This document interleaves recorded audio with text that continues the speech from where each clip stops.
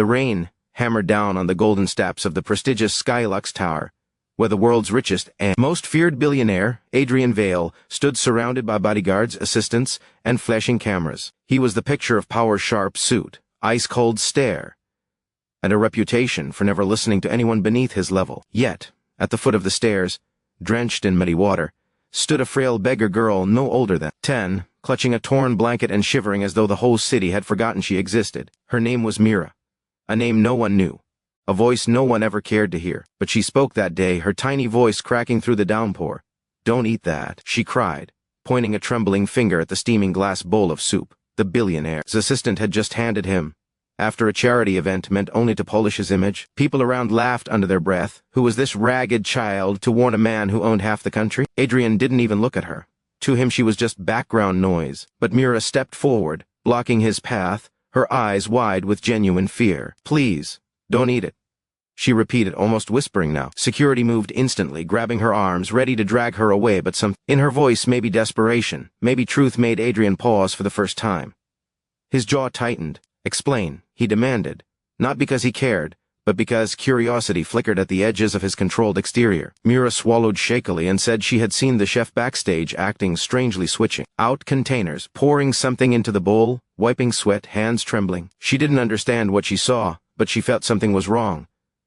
The guest snickered. The assistant rolled his eyes. "Sir, she's homeless, probably hungry or hallucinating." Everyone expected Adrian to shrug it off, mock the girl, or simply walk away. But instead, he smirked coldly and lifted the spoon closer to his mouth, glaring at Mira, as though daring her to prove him wrong.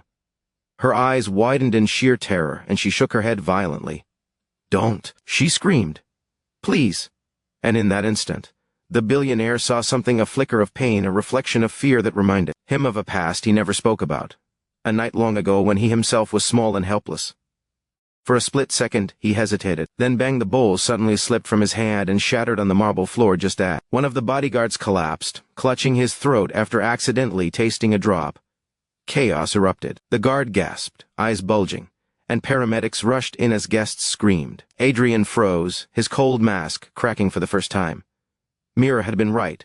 The soup had been poisoned. Cameras flashed wildly. Reporters yelled questions, but all Adrian could do was stare at the little girl who had just saved his life. She shook violently, terrified that she might be punished rather than thanked. But instead, Adrian stepped toward her slowly, his voice different, no longer icy but shaken. "How did you know?"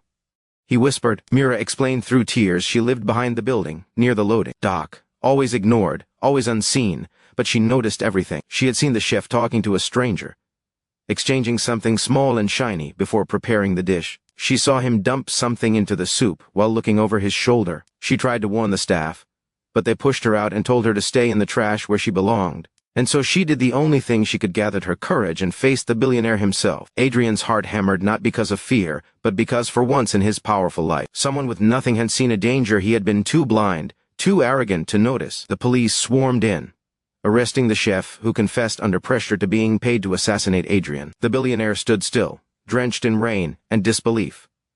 Mira turned to leave quietly, expecting no gratitude.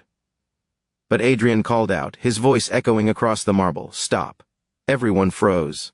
The cameras zoomed. He walked toward her, kneeled to her level, and gently put his coat over her shoulders. "You saved my life," he said softly. "Now let me save yours." And with those words, the world watched something impossible. Adrian Vale, the cold-hearted billionaire, lifting a trembling beggar girl into his arms, carrying her past shocked onlookers into his limousine, unaware that this moment would change both of their lives forever.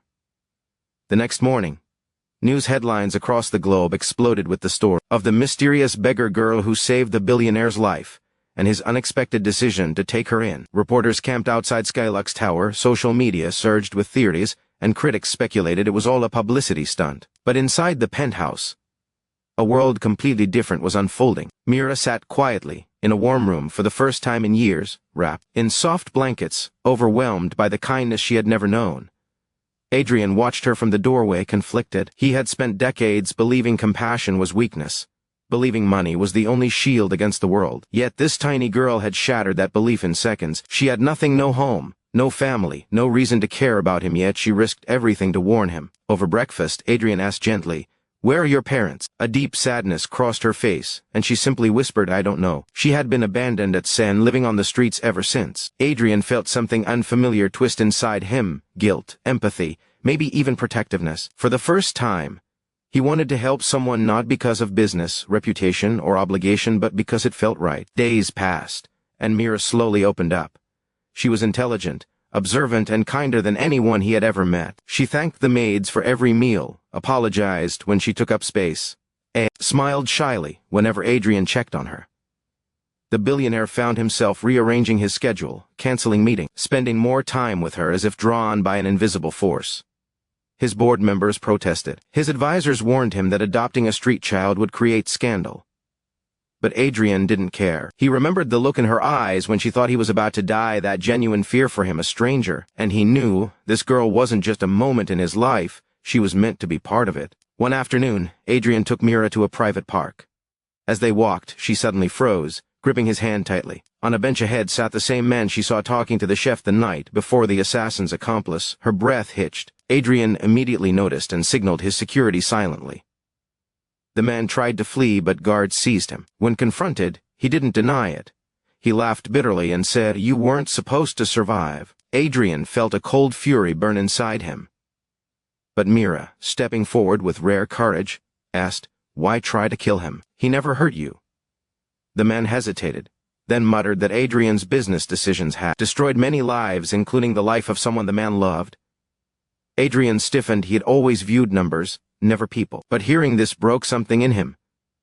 For the first time, he saw the consequence of the empire he built. Security dragged the man away, but Mira's words lingered. That night, Adrian sat by the window while Mira slept peacefully for the first time in years. He realized she wasn't just saving his life.